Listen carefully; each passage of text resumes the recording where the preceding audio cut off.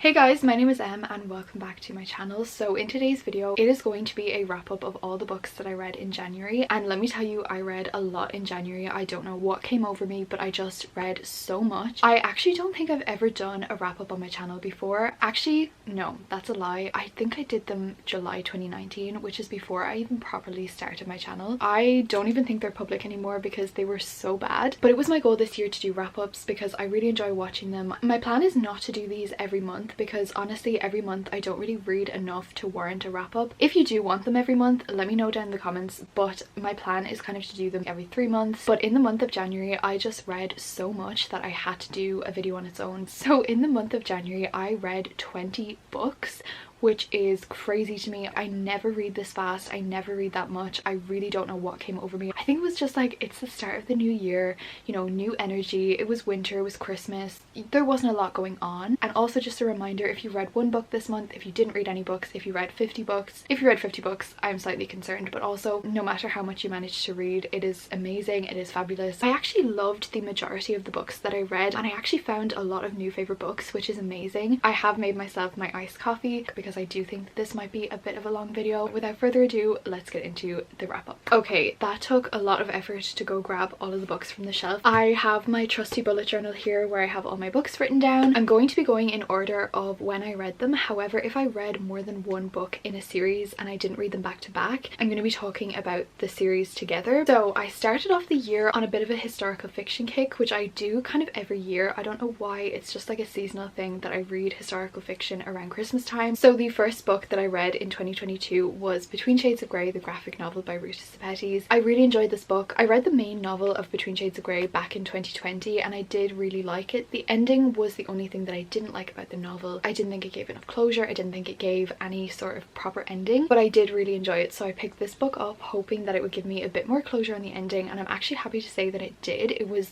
honestly what kind of brought this book up for me because there was a lot of text on these pages and it was so small that it took me way longer than it should have to read like a 160 page book. But the ending made up for it because I got the closure in this that I didn't get in the novel. But I would highly recommend this book, this graphic novel, and there's a movie as well called Ashes in the Snow. So I gave this one a 4-star and I'm really glad that I read it. 1 book down and I'm already out of breath.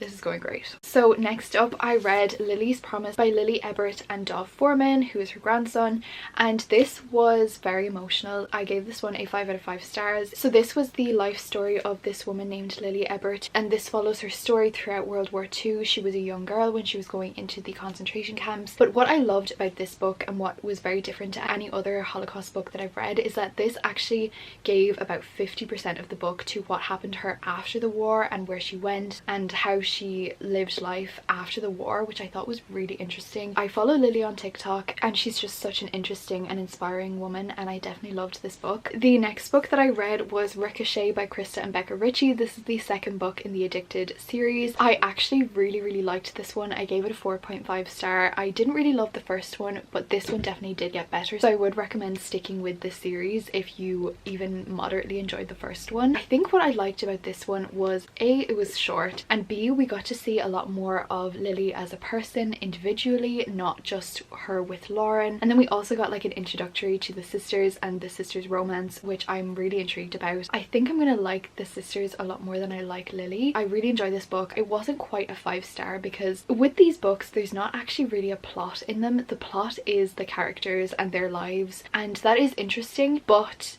it's not that interesting, if you get what I mean. So it just wasn't a 5-star for me, but it was really good, and I have really high hopes for the rest of the series because everyone says going into this the 1st and 2nd book are not incredible, but the rest of the series definitely is. So I have high hopes for the 3rd one and hope to read it this month. So next up I read Lore Olympus Volume 1 by Rachel Smith. I gave this one a 4-star. This is the first published book in this series, but it is a webtoon with like 200 episodes, I think. I did like this one. I think it was really pretty. I think the art style was gorgeous. I loved the blue and pink. I loved Hades. I loved Persephone, because this is a Persephone and Hades retelling, by the way. I hate Apollo. He can just go choke. I really don't like him. I didn't find this incredible simply because I haven't been following the webtoon. I feel like if you have been following the webtoon, this is going to blow you away. But because I didn't, nothing really happened, because I was talking to my friend Soph, who has followed the webtoon for years, and she has said that like this is literally the first 20 chapters in like a 200+ chapter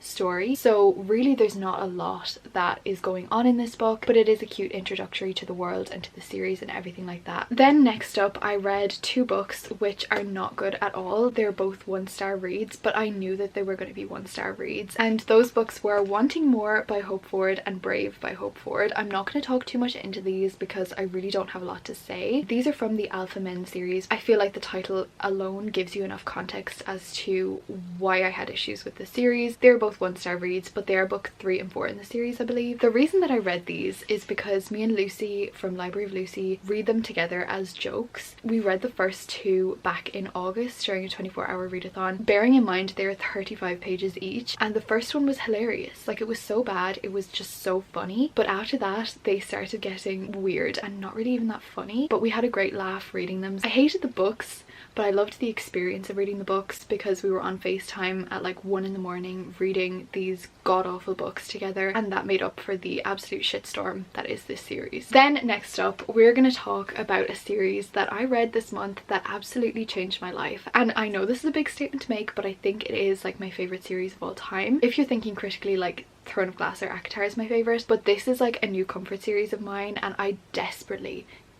need the paperback. So if you've been following my vlogs at all this month, you will have seen that I read the Mindf series by St. Abbey. There are 5 books in this series, and I read all 5 of them this month, which was absolutely incredible for me because I never read series back to back. I always take like at least a month break between different books in series, so the fact that I read all 5 of these together just shows you how good they are. So I have been talking about these a lot in my vlogs because I was literally obsessed with them. The first one was a 4.5 star, the second one was a 4-star, and the 3rd, 4th and 5th were all 5 stars, and they are all 100 pages each. I think the last one is like 170 pages, but that's still quite short. I read them all on Kindle Unlimited, and I have to say I'm just obsessed with this series. So to quickly tell you what they are about, they follow Lana and Logan is an FBI agent, specifically a serial killer profiler, and there's like this infamous serial killer on the loose. They're going around killing all these men, and the FBI is just absolutely in tethers trying to find the serial killer. And then Logan starts dating this new girl, and she is like the perfect girl. She is beautiful, she's smart, she's kind, she's everything. Except what Logan doesn't know is that she's actually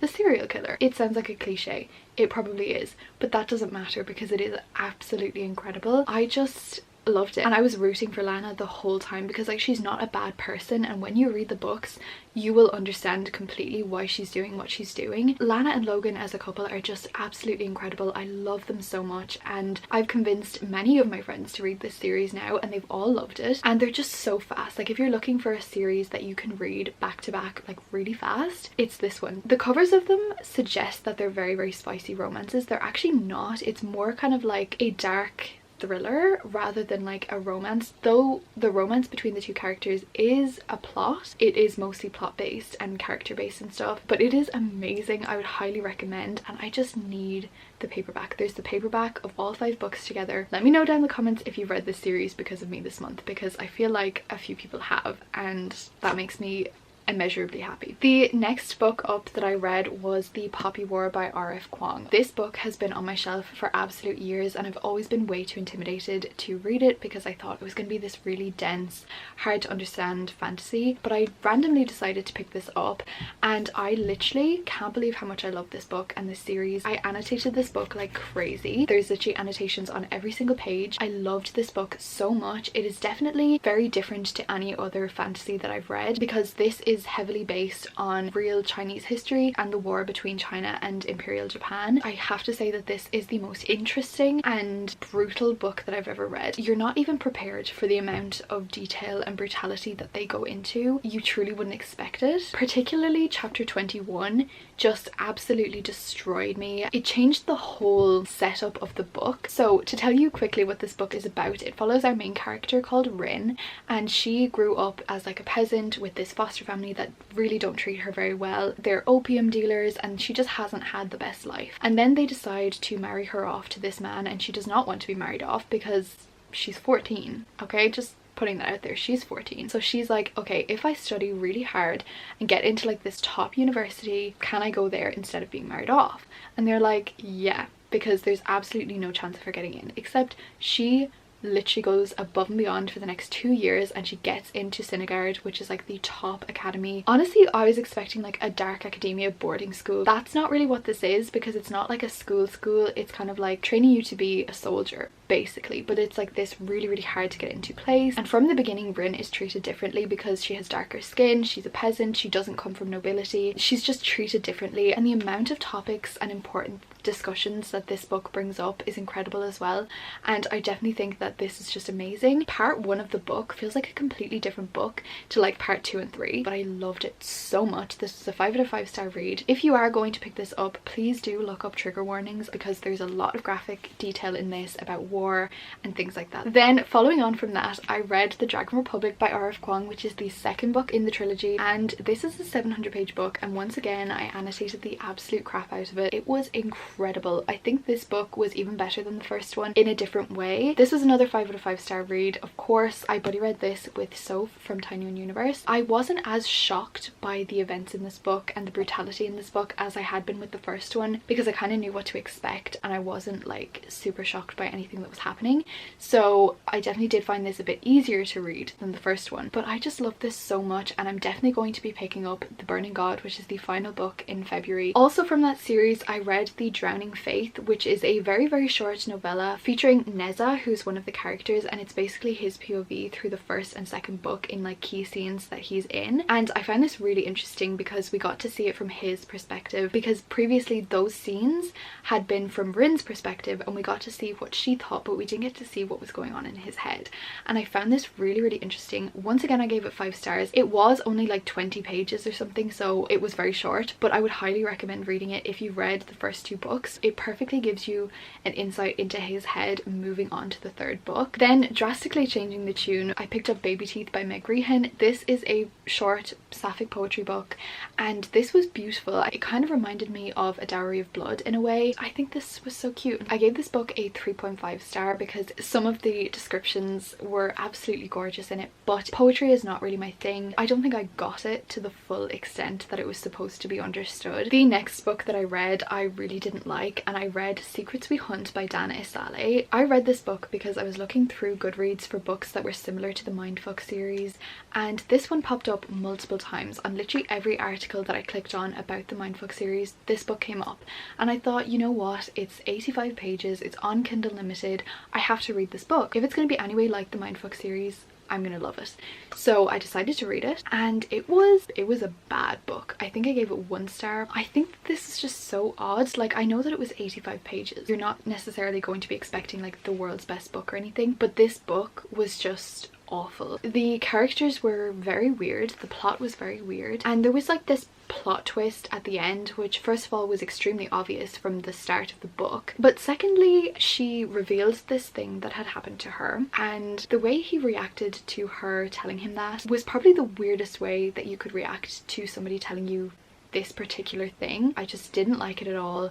I would not say that it's similar to the Mindf series at all. Next up, we have a book that I can't stop thinking about since I've read it, and that is From Lukov with Love by Mariana Zapata. This was my first Mariana Zapata book. I started this on the 18th of December and I finished it on like the second last day of January, I think. I loved this book so much, but I didn't always love this book. I read to page 240 and I was not really liking it. I thought the banter between the characters and like the bickering between the characters was really badly done. I wasn't really liking it, so I put it down for a while over Christmas because I got some new books and I just really didn't want to pick it back up again. But then I kept seeing TikToks about it and videos about it and people raving about it. I decided to pick it back up again because I didn't want to DNF the book. I wanted to finish it and I wanted to like fully have all of my thoughts for this book so that I could properly give it a rating. I picked it back up and I read the last like 300 pages so quickly. I think I read them in 1 or 2 days. I genuinely loved it so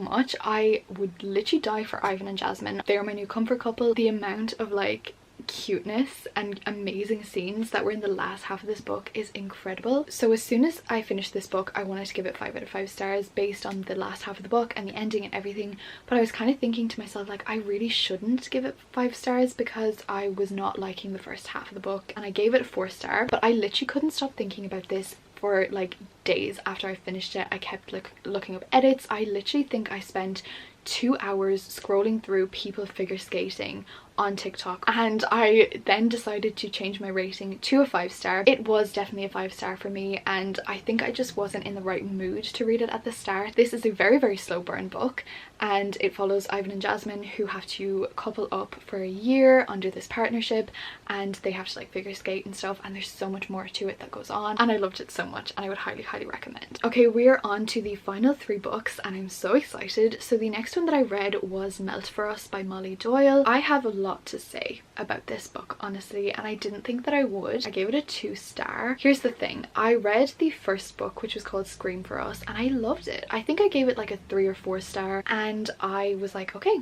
let's read the Christmas version. It's gonna be fast, it's gonna be fun, great time. I started it, read like the first 10-15%. It was good, it was spicy, it was fun, it was quick, and then I don't even know how to describe what happened next, but I genuinely don't think I've ever been as disgusted by something that has happened in a book before, and I don't know what the author was thinking when she wrote this. So if I haven't explained the plot of this book, basically we have our main girl Quinn, and she is in like a relationship with these 3 men, but then she tells them about something that happened to her and how she was sexually assaulted in the past, which was obviously very upsetting and everything like that. But you know what they did? They decided to recreate that event. You heard me right. I'm not saying that it's a bad book. I'm not saying that like there's something inherently wrong with it, because I know that like dark romance is dark romance and you need to be prepared for it to be dark. I know that. Personally, I just found it quite hard to read and a bit icky, so I didn't like that book at all. Up to that point, I was really liking it. But yeah, that's all I'm going to say about that book. Yeah. 2 stars. Then the last physical book that I read in the month of January was Defy Me by Tahara Mafi. This is the 5th book in the Shatter Me series, which I have been reading since 2019, like January 2019, which is a long fucking time to be reading a series, but they just kept coming with more books. I really liked this book actually. I ended up reading literally most of it in one sitting. It's a very fast read. This whole series is extremely fast to read. I gave it a 4 star, but I ended up listening to most of it on audiobook because I found that was a really nice way to read it and it made it go a lot quicker. But yeah, I really enjoyed this book. I'm really excited to see how this series ends. I feel like it's just a bit dragged out at this stage, like just more and more unbelievable things keep happening. I don't know, it just feels like it could have ended many books ago. I really like them, like they're quite simple reads. They kind of remind me a bit of like that dystopian phase that we all had back in like 2016, where we would read like The Hunger Games, Divergent, books like that, and I feel like this definitely reminds me of that, even though the last one literally came out like a month ago. I did really like this one and I can't wait to finish this series to see how it goes. So I just decided to read a short graphic novel to end off the month to reach that 20 books, and the one that I ended up reading was called Narwhal, the Unicorn of the Sea, and this was so adorable. I thought this was so cute. I gave it a 4 star. They're on Scribd and there's more books in this series, so I'll definitely be reading them, but they're just so cute. It's like a middle grade graphic novel. It was just really wholesome, really cute, and I love narwhals. I love jellyfish. There was not a lot to this book. It was not like super deep or anything, but it was really fun, really cute. So that brings us to the end of this extremely long wrap up. I hope you enjoyed. I cannot believe that I managed to read 20 books. I suppose the fact that I read quite a few short books in between the longer books definitely made a difference. Comment down below if you've read any of these books, or if any of these are on your TBR, or just tell me how many books you read in January or what your favorite book of the month was. Thank you so much for watching. Comment the ice skating emoji if you watched to the end. Stay amazing, stay kind, and I'll see you in the next one. Bye guys.